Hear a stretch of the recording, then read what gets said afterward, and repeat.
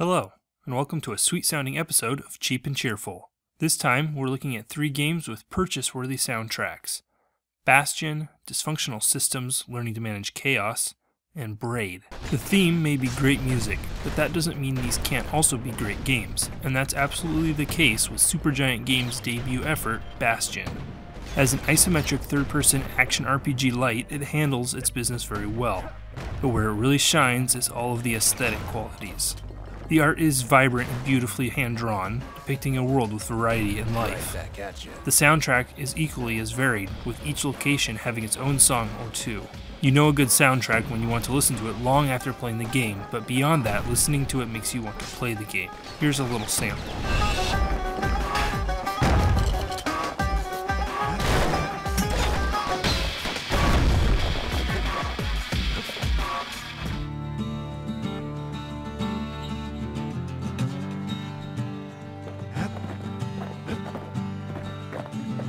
It is more than just how the world looks and sounds, though. It's how the world is presented that sets Bastion apart. Instead of hiding the unexplored world in a fog or darkness, it rises up around you as you progress. It's a satisfying effect that fits perfectly with the apocalyptic setting. The crown jewel, though, is the narration. Beyond the great voice and stellar writing is the reactive way he's implemented. Stop and start smashing a bunch of crates and you might hear something like this. Kid just rages for a while. Or fall off the world and then he falls to his death. I'm just fooling. It's a seemingly small thing, as the added dialogue is unrelated to the plot and could easily not have been included, but it adds a ton of life to the gameplay, almost as if the narrator was sitting next to you, watching you play. At the top, I called this an action RPG light, meaning it has most of the characteristics of an ARPG just scaled down. You only have one special ability, one potion for health, and while the weapon customization actually allows for a huge variety of playstyles, it still doesn't have the depth more role-playing focused games typically do. Personally, this all worked very well for me. I'm not a huge proponent of the ARPG genre, so I was wary going in, but the lack of hotbar combat and the weapon variety necessary for me to find a combo I enjoyed completely negated those fears. In fact, once I got good with my spear revolver or spear musket loadout, I very much enjoyed the combat. Turning our eyes towards the ever-important time value, and it's more good news. A single playthrough provides a well-paced 7 to 8 hours. There isn't any level repetition or tedious grinding and padding. In the entirely likely case that a single playthrough doesn't quench your thirst for this game though, don't despair. There are several options for extending your time with it. The first is the obvious New Game Plus mode, which allows you to play the story again without resetting your upgrades and unlocks. It also gives you a chance to get the second ending. The more subtle way the game allows you to extend your play are the challenge maps. Each weapon has a course that can be beaten at varying levels of competency for up to 3 rewards. Each character also has an arena mode that consists of varied waves of enemies to defeat while receiving backstory on the character whose arena you're in from the ever-present narrator. On top of all of that, there are also optional modifiers that you can apply that increase the difficulty in various ways while providing a boost to XP or currency. The one valued downside is the soundtrack has to be purchased in a bundle with the game or separately at most retailers, raising the total cost, but it is without a doubt worthwhile. Bastion sits firmly as a must-play for me, and really represents all that is right with gaming in my mind. At this point, I probably should have made it its own episode, but I'll just have to make up some time on the backstretch here, starting with Dysfunctional Systems, Learning to Manage Chaos. The reason for the unwieldy title is that this game began life as the first installment of an episodic run, which has since been shelved, after which the game and episode title were mashed together and released as one. As expected, this also means the plot is a little thin and ends with more questions than answers. Normally that might be a smaller qualm overshadowed by the gameplay or mechanics, but in a visual novel such as Dysfunctional Systems, it's a bit problematic, especially if you're trying to judge the value it gives for its time cost. For a moment though, let's look past that one glaring issue and try to judge it standing alone. First off, I don't play many visual novels, so I'm not going to be a reliable source.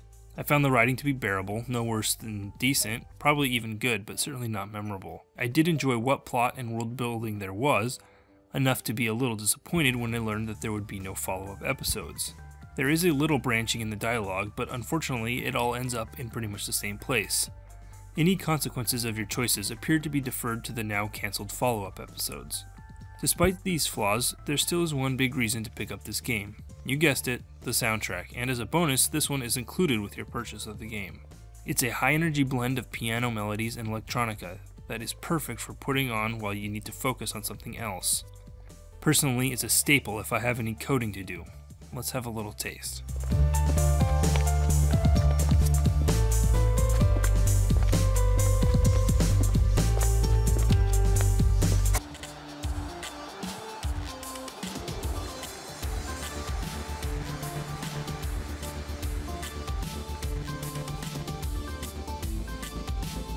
Really, the inclusion of the soundtrack completely saves the value of the purchase here.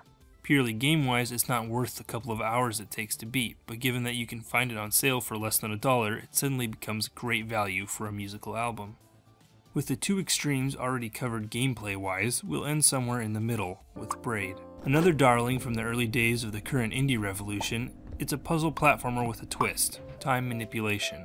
Looking back now, having experienced the cavalcade of games that the success of Braid itself spawned, it definitely doesn't stand out as well as it used to.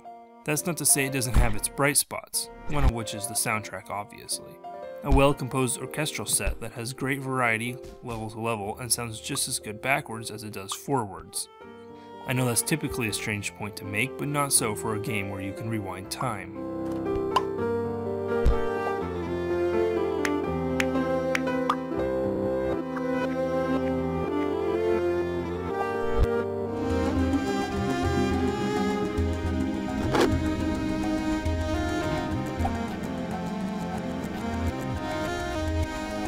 It turns out that rewind is not the only time-based power you end up with throughout the game though.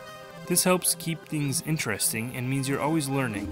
It also allows you to skip levels temporarily if you're just completely stuck, which obviously keeps the game flowing. In fact, I found several times that something I did in a later level actually helped me suddenly realize the solution to a puzzle I was stuck on from earlier. One of the bigger drawbacks for me in this game is the story. It's pretty much completely divorced from the gameplay, and on top of that, it's so vague, intentionally I suspect, that it actually is a little annoying. If it somehow tied into what I was doing, even a little, it probably would have got away with it, but as it stands, it just feels like you're stopping the game every few levels to read some unrelated short story. Not a bad story, just unrelated. With a playtime of approximately 6 hours and a minimal cost, there's no risk here if you enjoy well-made indies or puzzle platforming. The difficulty isn't too high, and for the most part is puzzle-based, not skill-based, and it doesn't waste your time repeatedly sending you through the same levels, just with different powers. The soundtrack will cost you extra at most stores, and frankly is the weakest of the three here, although that's hardly an insult given its company. Suggest future themes or give a shout out to your favorite game soundtrack in the comments. Keep track of all the recommended games through the Cheap and Cheerful Gaming Steam group or curator list, and have a great day. Thank you for watching.